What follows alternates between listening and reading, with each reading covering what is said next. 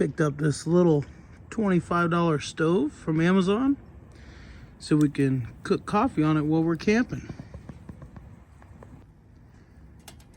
It has a door on it so you can open it, you can feed it this way if you want.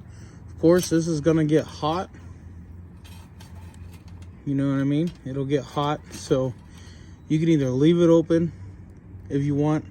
I like to close it till it warms up, then I'll open it with a pair of pliers.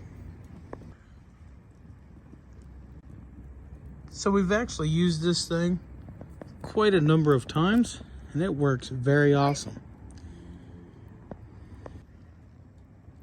It has a little ash tray down here that will slide out and you can clean the ashes out of it. It folds up, which we'll show you here in a picture.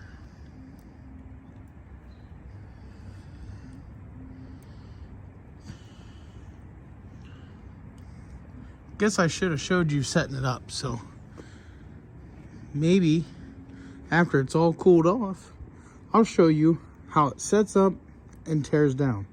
It only takes a minute to put it together. Well worth the 26 bucks. Stainless steel. As you can see, we've put quite a few heat cycles through it, and it works just good.